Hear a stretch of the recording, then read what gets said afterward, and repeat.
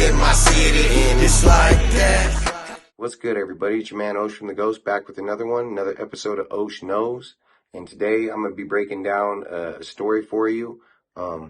It's a funny story to those who are involved, those who've heard it, those who know about it. I don't want to say it is a notorious story, but in context of like a comedic story, right? So, it's a story about when I was in prison. It was like the last stupid incident I had in prison. I was kind of what's the way to say it? I was lived a convict lifestyle when I was in prison, right? Meaning, I abided by the codes and the lifestyle to live comfortably in prison, not really trying to get my mind right to get out of prison per se. So that's what I mean by that. Not really like I was a big dog or anything like that. Like, I had respect from a lot of homies, a lot of cats in different cars, different races and different organizations and things like that. But that's not what I'm here to talk about today. Today, I'm here to just tell a story. It was a funny one. A lot of people know about it in the Wyoming prison system during the time that I was there, just because it was it's kind of a big deal the way it happened. Not it caused a lot of shit, but just in a dramatic fashion. A lot of people was there and witnessed it and stuff like that. So before I get into this, any names and any of the incidents and any of the particulars that I get into, I got wrote up for, we got busted for. So I'm not really like divulging anything that's putting anybody on the spot or anything that could get us in trouble, or, you know what I mean? Anything like that. So anyway, let's get to it. This is a story about when I was in WMCI, the medium prison in Torrington. And it was the last year that I was there, the last full year, because I got denied parole this year. That's how I know. So this had to have been 2010 that this incident happened. So the way it works is with certain cars, I can only speak for the people that I messed with. Everybody would get their turn as far as like cooking hooch or just doing any kind of, stupid things that benefits the car when you're in the joint. You know what I mean? When everybody's spread, everybody gets a list. You know, this fool brings the sausage, this fool brings the soups, this fool brings the beans, this fool works in the kitchen. He ain't got no money, so he can smuggle shit back from the kitchen to pitch in on the spread. You know what I mean? Jalapenos, chicken, cheese, anything helps. You know what I mean? So, and we never hate on any of the homies, even when they don't got nothing to contribute. But for the most part, everybody contributes. You know what I mean? So, get back to it with everything else, not even just spreads. The same goes with substances that come in or substances that you make while you're in there. So, as I'm sure everybody's heard before, they call it different things in different prisons. We called it hooch in the joint in Wyoming. So hooch is alcohol, homemade alcohol that you make in the joint. People make it different ways. The way I made it, me and my Sally, when it came up on our turn, the way we made it was orange juice, sugar, yeast.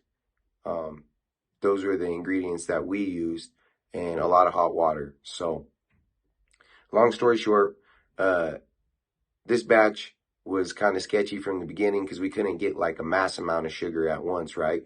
So we had one of the homies in the kitchen get us some sugar, and he brought us back like a couple thousand sugar packets. You know what I mean? Like what you get at the diner. Tiny little sugar packets. So I don't know what that weighs out to per, but long story short, it was a lot of them. And the homie who brought them to us got them wet. So we had to lay them out on the homie's bunk and with like a sheet over it so that when the cops walked by, they wouldn't see, but so it could dry out. So once they were dried out, we emptied all the sugar packets in the bag, the yeast.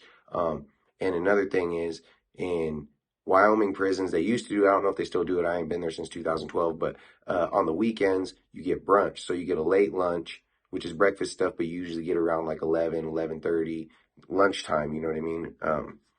So in the morning, they would bring in like a big crate with milk and one with the tiny little cups like you get in school of juice, sometimes apple juice, sometimes orange juice.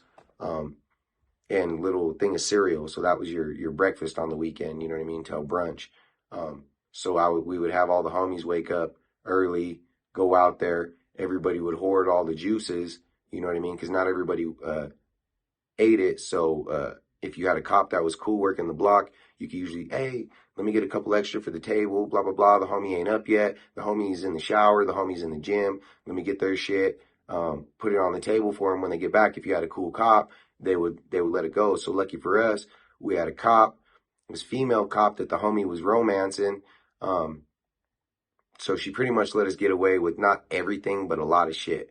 So, like we used to be up in each other's house tattooing and smoking and doing all kinds of dumb shit, you know what I mean? As long as we wasn't attracting attention, she didn't make it an issue for us. So, bring me back to the point,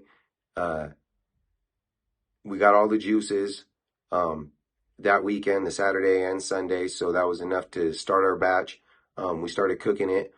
So, maybe twice a day, I would get a bowl with hot water, and in the Wyoming joints, I'm sure it's not like this in every single prison, but you got a microwave, you got a hot pot, and you got an ice cooler, and they're on a table in the middle of the block. So the people from the kitchen will come and fill up the ice thing, so everybody on the block has ice. A hot pot, you know what I mean? You usually got a little pod worker that goes and does that shit.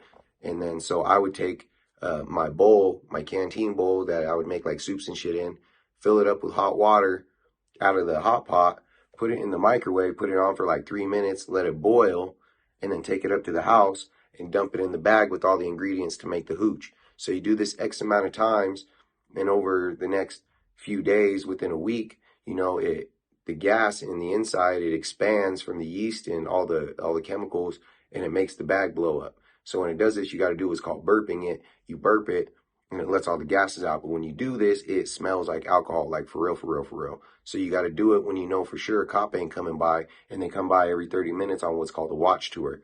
So every 30 minutes, they'll just walk by, they'll look in every single cell, you know what I mean? That's just what they do for safety or procedure, or whatever the reason they do it is. So you have to burp it right after they walk by for a watch tour, so you can air the house out and shit before they come back by. So the time passes. It comes the next weekend when the whole cars like sits out like, hey, everybody from the crew, all the homies, stay back from brunch. We skip brunch this day, so that means nobody ate, and it's now like noonish, and me and the homie are divvying up all these bags. In between watch tours, you get a little trash can in the front of your cell. It's got a 1 gallon trash bag in it. And so we went and got a roll of them, and we're filling up these 1 gallon bags, tying them off, and giving them to the homies. So it ended up being about like probably 12 gallons, and it was too much for everybody that we fucked with. So, you know, this might seem weird if you've been to other prisons or even in Rawlins in Wyoming, you know, the higher custody level prisons. You won't get this a lot, but this was medium. Everybody was super relaxed, you know, low medium, where everybody's getting ready to go minimum. So there was trading between races or cars or things like that. So I had a couple of homies, white homies, you know, a black homie, a couple cats that I was cool with that wasn't in the car, that, you know, I had extra gallons. Here you go, here you and your Sally, you and your Sally, you know what I mean? So I give out all these bags at brunch time, you know. So everybody comes back, and by the time everybody gets back from brunch, me, my Sally, and all the homies that are on the block were all faded. Every single one of us twisted by lunch. And so it was Sunday, football was on. So I was in my house laying there watching football all day, and like maybe after like 2 cups, I'm spinning. So there's another a lockdown before dinner where they do a count. And so by then, me and my celly are wasted, right? Like, I don't even know what's going on in the block. Like, I'm so fucking drunk. Like, I'm sitting in the house. I don't even know what's going on. They lock us down before dinner. And I remember them coming by for a watch tour, or for not a watch tour, for count. They come by, and it's called standing ID count. You got to stand up and show them your ID so they know you're alive. At nighttime when they come by and do it, they have to see like your head out of the blankets or your something, or if they can't see you, they'll fucking knock on the window and make sure you turn over and give them a thumbs up. So anyway, they come by at dinner, standing ID count, and you're supposed to be standing holding your ID. I'm drunk. sleeping. They come by, pound on the window, pow, pow, pow, pow. I'm thinking it's the middle of the night because I'm sleeping, right? So I just roll over and I give them a thumbs up and roll back over. And they wanted you to stand up and show them your ID. So, wow, wow, wow, pound on the window again. I'm like, man, what the fuck? I'm awake, bro. Fucking beat it. You know what I mean? I'm talking shit to the cops. I'm all drunk. So they leave. I don't know why they let this go on as long as they did, but everybody goes to dinner. I didn't go to dinner. I'm too drunk, right? I stay on the block. Everybody goes to dinner, or everybody who goes to chow goes to chow. Most of my car stayed back because everybody's the same as me, right? So everybody goes, everybody comes back. And at this point, right, like I got some homies going to the gym. I heard a homies was throwing up in the gym. I don't know how they didn't get caught. I had another homie who used to take the top of his property box and wedge it up in the door frame to cover his window. And he did that and fell asleep in the house. You know what I mean? So we had that shit up for a hot minute. I don't know how he didn't get caught. We had homies throwing up in the block. We had my celly at some point. I heard something, right? And I heard something, and it's like, bleh, bleh, bleh. So I was on top bunk. I look down, and my celly's he's laying on the floor, but his body's up on his bunk, like resting, like his feet are on the floor and his ass, but he's laying on his bunk like this and just throwing up in his own face. Bleh, bleh, bleh, bleh, bleh. I'm like, fuck. I'm like, bro. I fucking jumped down. I'm like, bro, you gotta go to the toilet, you know what I mean? So I grabbed this fool's arm, like expecting him to like be responsive. I grab his arm and I pull him, and this fool's just dead weight, just whop, head straight on the concrete floor, like the nastiest, like skull straight on concrete, the nastiest sound. I'm like, oh fuck. So I'm like, I go to the door and I open it and I tell the homies, a couple of the older homies, like, bro, this fool's up here. He's fucking passed out. He's throwing up on himself. So I got a couple of the older homies. They're coming and bringing me extra sheets, extra blankets. You know what I mean? Most people, when laundry day comes around, you'll try to con the laundry fools out of extra sheets and extra blankets so you could change them more often than you regularly would, because laundry only comes around like once every 2 weeks, or I forget what it was, something like that. Once every 2 weeks, change out your sheets and your blankets. So anyway, I got the homies bringing me other shit. We change his bed, change his fool's clothes, clean him up. And I'm wasted. Like, I'm spinning while this whole shit's happening, right? So we clean this fool up. We put him back in bed. We're laying there. It's probably about like 8 at night. And I'm laying there and I'm sleeping and I heard it again. Blah, blah, blah. And I look down, same shit. This fool's fucking throwing up on himself all over his bed. Like, fuck. The other homies are more wasted at this time. They bring me like whatever they had. Like, we didn't even have enough shit. We didn't have blankets. We had wrapped one sheet around this fool's mattress. So that means he didn't have no blankets. And we throw them all out. There's a laundry bin out in the block. So all the homies went and threw all that shit out there. Like, and if you're smart, you would know, if you ever puked alcohol on anything, it makes everything smell like alcohol, right? So the homies go and throw all these puked on sheets out on the block in the laundry bin, so it makes the whole block smell like alcohol, like it already didn't. You know what I mean? So anyway, the CO, who's the cool one, she has to leave. And me and my celly, well, mostly my celly, this fool's unresponsive when they do their last count before she leaves. And so it's her block, like she's in charge, and the other cop that comes in to help her do count is like, hey, these fools ain't fucking waking up, like we got to do something. And so she don't want to, like, I know her in life now, because like I said, the homie used to romance her. Now they're actually married and have a kid and shit together. It's wild. But anyway, she didn't want to write us up. She had to. The other cop kind of, you know, peer pressure. It's her job, you know what I mean? I ain't hating. It was her job, you know what I mean? So anyway, they come in, goon squad, but we were so drunk, right? They weren't aggressive at all. They opened the door. We were sleeping. Open the door. Pop. I heard them. I wake up. I roll over. I'm like, oh, fuck.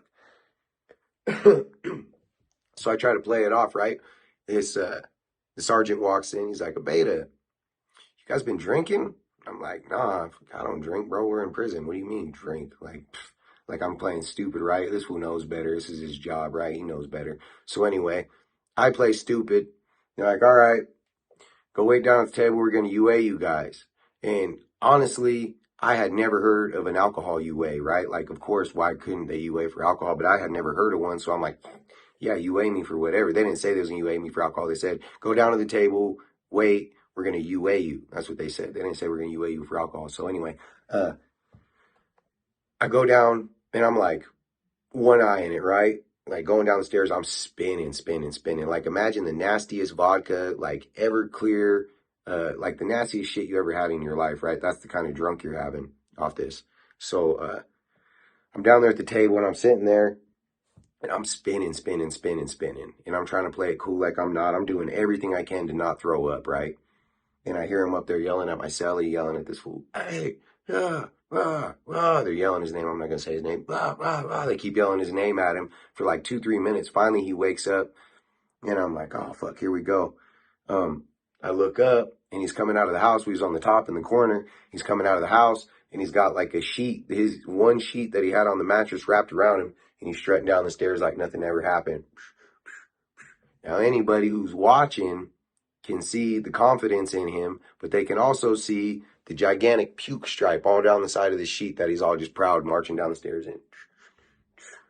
So they go and they tell him, all right, come on, we're going to take a UA. Now, in the front of the block, when you come in from the Sally port that lets you in, the sliding door, you turn immediately to your left in D1, and there's a urinal between the sliding door. There's the divider for the urinal, and then there's showers right on the other side of the urinal, right? So they're walking us up to the front, or they're walking him up to the front of the block to go to the urinal to go take a UA. As they're walking him up there, he's walking all, like I said, all confident with that sheet, and they tell him, hey, you got to leave that so you can go take this UA. He just like throws it off like a cape, like he's the shit. Goes up there to the front of the block. Now, like I said, there's this divider by the sliding door and in between the showers where the urinal's at.